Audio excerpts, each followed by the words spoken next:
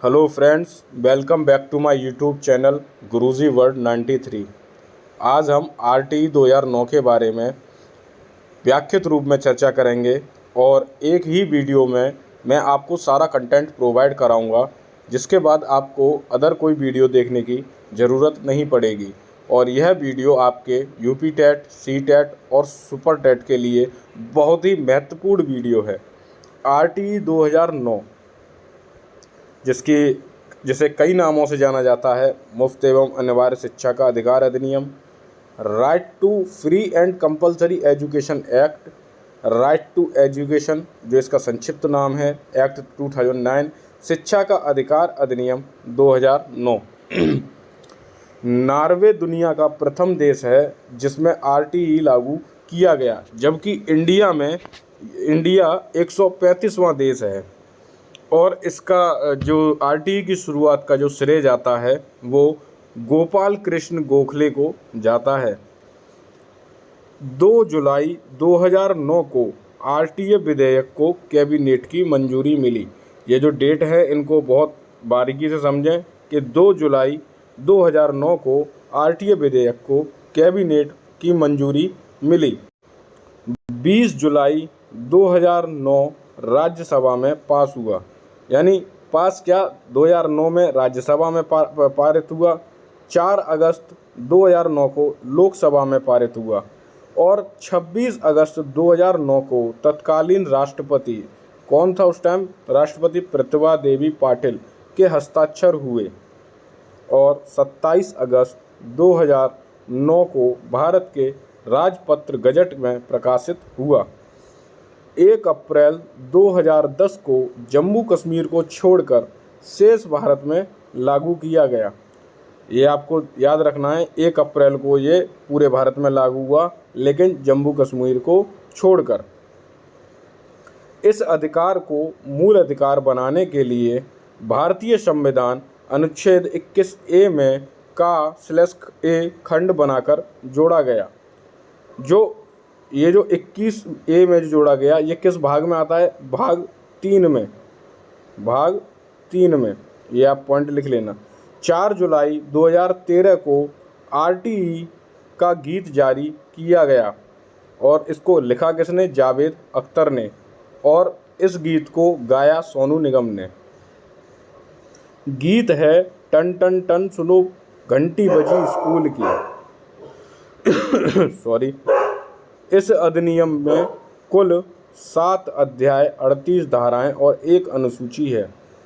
ये आपसे एग्जाम में काफ़ी बार पूछा गया है कि कितने अध्याय हैं, कितनी सूची हैं, कितने धाराएं हैं। इस अधिनियम को लाने के लिए दिसंबर 2002 में भारतीय संविधान का 86वां संशोधन किया गया, यानी 86वें संशोधन के तहत इसको भारत में लागू किया गया।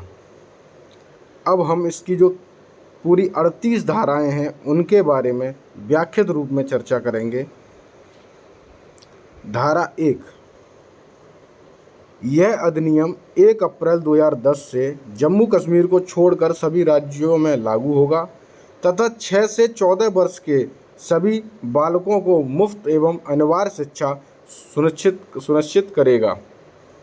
यह हमारी धारा 1 में व्याख्यात रूप में बताया गया है कि 6 से 14 वर्ष के बच्चों को मुफ्त एवं अनिवार्य शिक्षा सुनिश्चित की गई, यानी हर कंपलसरी है कि बच्चों को शिक्षा देनी ही देनी है।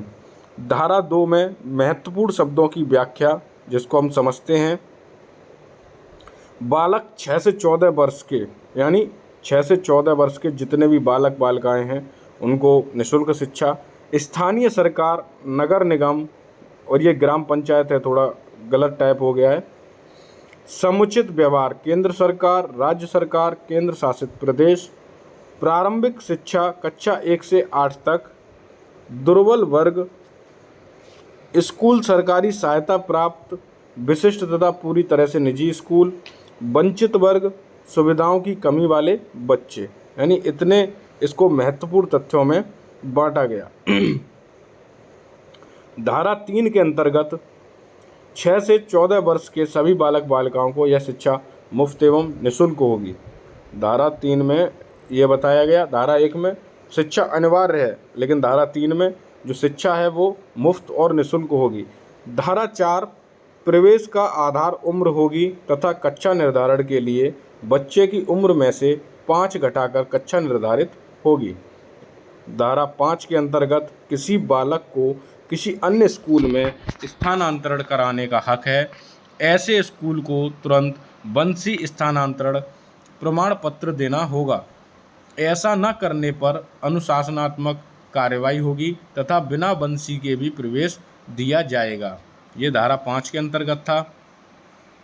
धारा 6 के अंतर्गत बच्चों को स्कूल की दूरी के बारे में बताया गया है, यानी 3 वर्ष के भीतर के बालकों के लिए जो उनका उच्च या प्राथमिक विद्यालय है वो 3 वर्ष के बच्चों के लिए 1 किलोमीटर और उच्च प्राथमिक बच्चों के लिए जो दूरी रखी जाएगी वो 3 किलोमीटर होगी।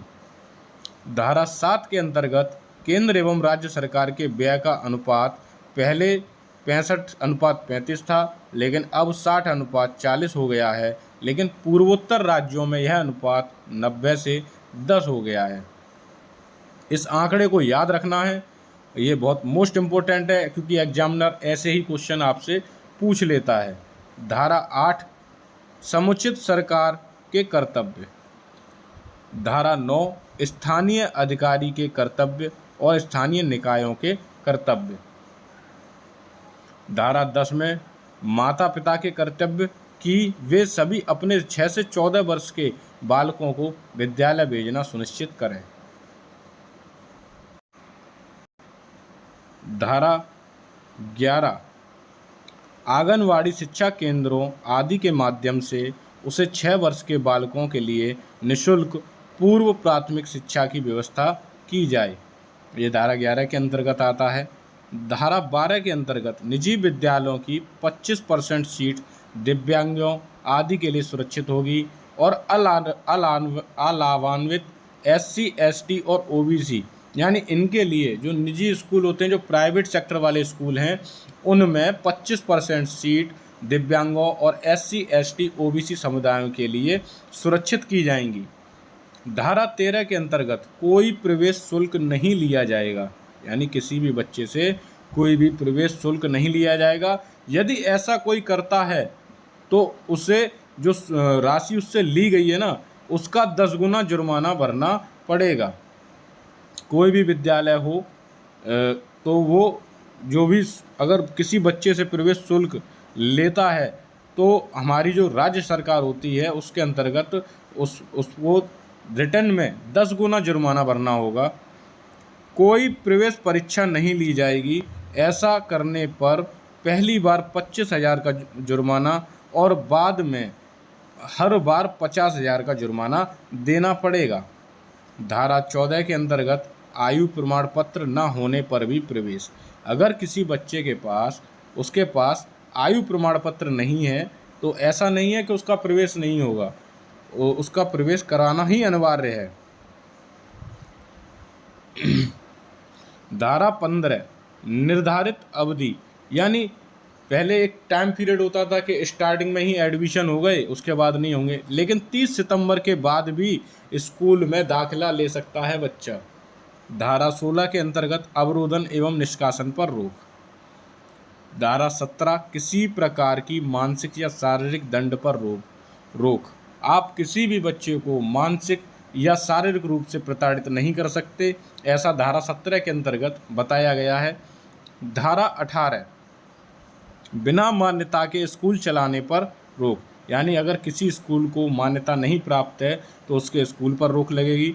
पकड़े जाने पर पहली बार 1 लाख रुपए तथा दोबारा पकड़े जाने पर प्रतिदिन के हिसाब से 10,000 रुपये का जुर्माना लगेगा। ये धारा 18 के अंतर्गत है। धारा 19 विद्यालय के मान एवं मानदंड अनुसूची में वर्णित होंगे। धारा 20 अनुसूची में संशोधन का अधिकार सिर्फ केंद्र सरकार को होगा, यानी अनुसूची में जो भी व्याख्यित है उनको हेर फेर यानी फेरबदल करने का जो अधिकार है वो सिर्फ केंद्र सरकार के पास होगा। धारा 21 के अंतर्गत प्रत्येक विद्यालय सरकारी में एक विद्यालय प्रबंधन समिति होगी।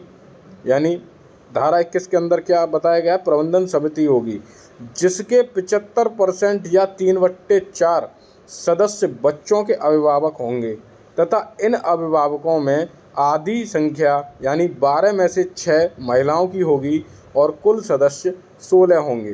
धारा 21 इम्पोर्टेंट है क्योंकि इसी के अंतर्गत आपको विद्यालय प्रबंधन समिति और उसके सदस्यों के बारे में बताया गया है। धारा 22 SMC का मुख्य कार्य विद्यालय विकास योजना या स्कूल डेवलपमेंट प्लान यानी SDP तैयार करना होगा। यानी SMC की फुल फॉर्म है स्कूल मैनेजमेंट कम्युनिटी और इसी के थ्रू हम SDP यानी स्कूल डेवलपमेंट प्लान तैयार करते हैं। धारा 23 शिक्षक यानी स्कूल में या विद्यालय में पढ़ाने वाले शिक्षक टेट या CTET क्वालिफाइड होने चाहिए। ये धारा 23 के अंतर्गत बताया गया है। धारा 24 में शिक्षकों के कर्तव्यों के बारे में बताया गया है। नंबर 1 नियमितता एवं समय पालन, यानी टीचर के अंदर जो टाइम है यानी टाइम पर पहुंचना, नियम बनाना, ये सब पाठ्यक्रम समय पर पूरा कराना, यानी जो हम बच्चों को बुक्स या जो भी हम पढ़ा रहे हैं उसे हमें समय रहते पूरा कराना है। बच्चों की क्षमता को ध्यान में रखकर पढ़ाना, यानी बच्चे की जो सीखने और सोचने की जो क्षमता है उसको ध्यान में रखकर पढ़ाना। बच्चों के माता पिता के लगातार संपर्क में रहना, यानी कि बच्चों के माता पिता हैं उनको बताना कि आपका बच्चा मतलब क्लास में कैसा काम कर रहा है, अच्छा चल रहा है या बढ़िया चल रहा है, या आपको उस पर थोड़ा सा आपको भी घर पर पढ़ाने की ज़रूरत है। यानी माता पिता के संपर्क में रहना। शिक्षण कार्य के अलावा अन्य जिम्मेदारियों का निर्वहन, सरकारी आदर्श एवं नियमों का पालन करना। धारा 25 के अंतर्गत शिक्षक और छात्र अनुपात वर्णित किया गया है। यानी धारा 25 के अंतर्गत शिक्षक और छात्र का अनुपात जैसे प्राथमिक में होता है 30:1 और उच्च में होता है 35:1, तो इनको वर्णित किया गया है। धारा 26 के अंतर्गत किसी विद्यालय शिक्षकों की कुल संख्या का 10% से ज़्यादा पद खाली नहीं रखा जा सकता। यानी किसी भी विद्यालय में शिक्षकों की जो संख्या है उसमें आप 10% से ज़्यादा पद खाली नहीं रख सकते। धारा 27 के अंतर्गत चुनाव, जनगणना एवं आपदा राहत कार्य के अलावा शिक्षकों को अन्य किसी गैर शैक्षणिक कार्य में नहीं लगाया जाएगा। यानी कि धारा 27 में टीचर जो है वो सिर्फ चुनाव, जनगणना इत्यादि में तो सरकार भेजेगी वहाँ जा सकता है, लेकिन अगर उसके अलावा वो अन्य किसी शैक्षणिक कार्य में नहीं लगेगा। धारा 28 के अंतर्गत सरकारी शिक्षकों को निजी ट्यूशन पढ़ाने पर रोक, यानी कि जो सरकारी टीचर बन चुका है वो प्राइवेट ट्यूशन भी नहीं पढ़ा सकता, उस पर रोक यानी धारा 28 के अंतर्गत बताया गया है। धारा 29 मूल्यांकन एवं पाठ्यक्रम के नियम, यानी समावेशी शिक्षा होगी, सतत एवं व्यापक मूल्यांकन होगा, बाल केंद्रित शिक्षा होगी, गतिविधि आधारित मूल्यांकन होगा, मातृभाषा द्वारा प्राथमिक शिक्षा होगी, यानी वहाँ लोकल लैंग्वेज जो है जिसमें बच्चा अच्छी तरीके से बातचीत कर सकता है, बोल सकता है, उसी लैंग्वेज में बच्चे को पढ़ाना है। भयमुक्त वातावरण में शिक्षा होगी, ये थोड़ा गलत टाइप हो गया है, यहाँ शिक्षा होगा भयमुक्त वातावरण में शिक्षा, यानी बच्चा जब पढ़ने आए तो उसे किसी चीज़ का भय ना हो कि मैं भाई मेरे साथ मुझे टीचर मारेगा पीटेगा, ऐसा कोई भय ना हो। भयमुक्त शिक्षा हो, बच्चों का सर्वांगीण विकास हो, ऐसा ना हो कि सिर्फ पढ़ाई, यानी बच्चों के सर्वांगीण विकास से मतलब ये है कि उसका चहुमुखी विकास हो, उसे बाहर का अंदर का हर तरफ का ज्ञान होना चाहिए। धारा 30 के अंतर्गत कक्षा 8 तक किसी को फेल नहीं किया जा सकता, यानी आप कक्षा 8 तक पढ़ने वाले बच्चों को किसी को भी फेल नहीं कर सकते। और प्राथमिक शिक्षा पूरी होने तक कोई बोर्ड परीक्षा नहीं होगी, यानी जब तक बच्चे की प्राथमिक शिक्षा पूर्ण रूप से ना हो जाए तब तक कोई भी बोर्ड परीक्षा नहीं होगी।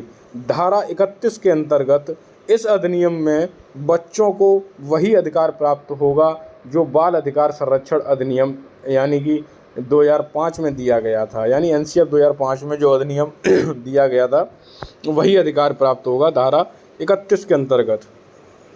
धारा 32 बच्चों से जुड़ी किसी समस्या को सक्षम अधिकारी की अनुमति से 3 महीने के भीतर ही निपटाया जाए, यानी कि बच्चे की अगर कोई समस्या है या कोई उसे परेशानी है तो उसकी समस्या को सक्षम अधिकारी के द्वारा 3 महीने के अंदर ख़त्म किया जाए। धारा 33 राष्ट्रीय सलाहकार परिषद का गठन किया गया, यानी धारा 33 के अंतर्गत राष्ट्रीय सलाहकार परिषद का गठन। धारा 34 राज्य सलाहकार परिषद का गठन। धारा 35 इस अधिनियम को कैसे जारी करना है इस बारे में केंद्र एवं राज्य सरकार ने मार्गदर्शी सिद्धांत जारी करे।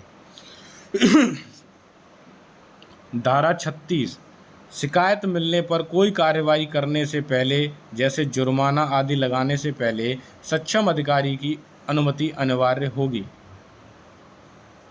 धारा 37 के अंतर्गत इस अधिनियम में वर्णित राज्य केंद्र सरकार सक्षम अधिकारी सलाहकार परिषद के सदस्य के खिलाफ न्यायालय में नहीं दाखिल किया, मतलब न्यायालय में उसको दाखिल नहीं किया जा सकता।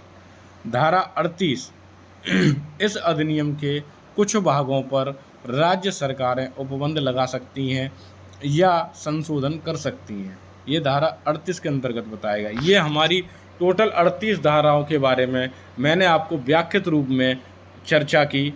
और अब कुछ मोस्ट इम्पोर्टेंट चीज़ जो अनुसूची के अंतर्गत आती हैं उनको भी हम देखते हैं। शिक्षक छात्र अनुपात प्राथमिक स्तर, यानी कि जब 60 स्टूडेंट होंगे तो कक्षा में 2 शिक्षक होना अनिवार्य है, और 61 से 90 छात्रों पर 3 शिक्षक, 91 से 120 पर 4 शिक्षक, यानी आप टोटल रेशियो देख रहे हैं तो 30 पर 1 टीचर अनिवार्य है। 60 हुए तो 2, 90 हुए तो 3, 120 हुए तो 4, और 121 से 200 तक 5 शिक्षक और 1 प्रधानाध्यापक होना जरूरी है। 150 छात्रों पर शिक्षक छात्र अनुपात जो है 1:30 के रेशियो में जो चल रहा है उसके हिसाब से 150 छात्रों पर आप लगा सकते हो 5 टीचर हो जाएंगे। 200 छात्रों पर 1:40 के रेशियो में चलेगा। उच्च प्राथमिक स्तर पर शिक्षक छात्र अनुपात अब उच्च पर 1:35 के अनुपात में चलेगा, जिसमें भाषा, गणित, विज्ञान तथा भाषा के पूर्वकालिक शिक्षक होंगे। 100+ छात्र होने पर 3 शिक्षक प्लस 1 प्रधानाध्यापक तथा पूर्वकालिक कला शिक्षा, स्वास्थ्य एवं शारीरिक शिक्षा 1 अंशकालिक शिक्षक होंगे। कार्य दिवस, कार्य घंटे, यानी कि एक टीचर को कितने घंटे कार्य करना है और कितने घंटे कितने दिन कार्य करना है। प्राथमिक स्तर पर 200 कार्य दिवस, यानी कि प्राथमिक स्तर पर टीचर को 200 डेज पढ़ाना है, जिसमें वह 800 घंटे कार्य करेगा। और उच्च प्राथमिक स्तर पर 220 दिन और 1000 घंटे कार्य करेगा। प्रत्येक शिक्षक को सप्ताह में 45 घंटे कार्य करना होगा। एक नोट मोस्ट इम्पोर्टेंट, दिव्यांग छात्रों के लिए आरटी 2009 में उम्र जो रखी गई है 6 से 18, और नॉर्मल बच्चों के लिए जो उम्र रखी गई है वो 6 से 14 वर्ष रखी गई है। मैं आशा करता हूँ आपको ये आरटी 2009 का जो व्याख्यात चर्चा जो आज मैंने की है वो आपको अच्छी लगी हो, और अगर आपको अच्छी लगे तो मेरे चैनल को सपोर्ट और सब्सक्राइब करें। धन्यवाद।